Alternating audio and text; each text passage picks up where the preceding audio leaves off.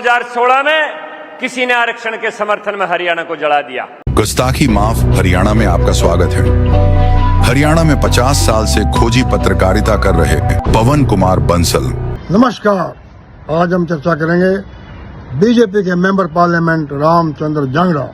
रामचंद्र जांगड़ा ने सीएम नायब सैनी की मौजूदगी में कहा कि सन 90 में आंदोलन हुआ, हिंसा हुई, जब बीपी सिंह जो प्राइम मिनिस्टर थे उन्होंने ओबीसी को आरक्षण दिया था।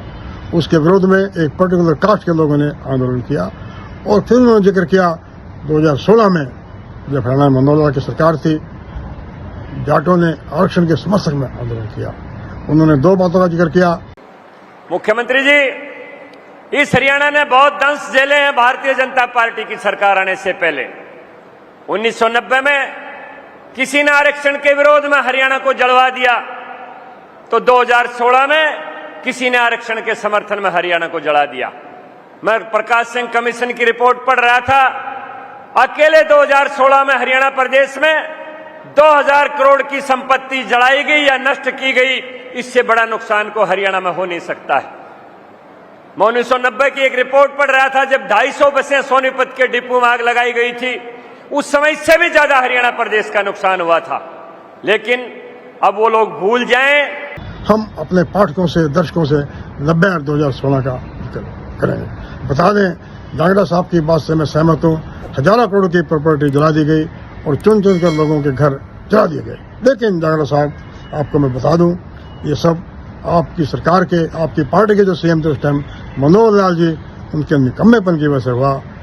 आपको बता दें, रोहतक में आर्मी की मौजूदगी में भी हिंसा हुई, लोगों की दुकानें चुन चुन कर जला दी गई और यहाँ तक कि जो जुडिशियल अफसर थे रोहतक के, उन्होंने भी अपनी सरकारी कोठियाँ छोड़कर प्राइवेट घरों में जाकर शर्म देनी पड़ी थी। जांगड़ा साहब, मानता हूँ कि एंटी गवर्नमेंट के विरोधी लोगों ने दंगे किए होंगे, मैं मान लेता हूँ, लेकिन सरकार किस बात की होती है?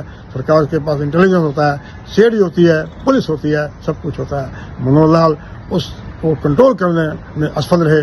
चाहिए तो, और कितने लोगों की जान गई, प्रॉपर्टी जला दी गई। हरियाणा में 3 दिन के लिए कोई सरकार नहीं थी। चाहिए तो ये था मनोहर लाल सरकार को बर्खास्त कर देना था, लेकिन उनके निकम्मेपन की वजह से वो कंट्रोल नहीं कर पाए। चलो अब 90 का जिक्र करें। 90 में बीपी सिंह जी ने ओबीसी को आरक्षण दिया था। तब हरियाणा में कुछ लोगों ने आंदोलन किया और एमडीयू में बड़ा आंदोलन हुआ। एमडीयू रोहतक, महर्षि दयानंद विश्वविद्यालय रोहतक के वीसी थे जनाब जीसी अग्रवाल साहब, बहुत सज्जन थे। छात्रों ने जबरदस्ती उनसे इस्तीफा लगवा लिया। उनसे कहा या तो नारे लगाओ या उनसे जबरदस्ती इस्तीफा लिखवा लिया भाई।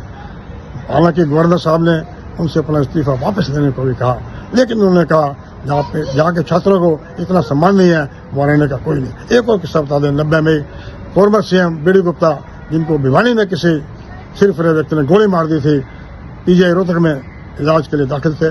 फॉर्मर सीएम भजनलाल जी उनका पता करने आए थे, लेकिन बता दें उपद्रवी छात्रों ने भजनलाल के साथ दुर्व्यवहार किया। लेकिन भजनलाल का बड़प्पन, उन्होंने अपने कमांडोज को कहा कोई गोली नहीं चलानी है, सब अपने बच्चे हैं। नमस्कार जांगड़ा साहब, आप थोड़ा आपको बता दें कि 2016 का जो आंदोलन हुआ था, उस टाइम आपकी पार्टी के सीएम थे मनोहर लाल जी, उनके निकम्मेपन की वजह से हुआ, वो कंट्रोल नहीं कर पाए थे। इंसान नमस्कार।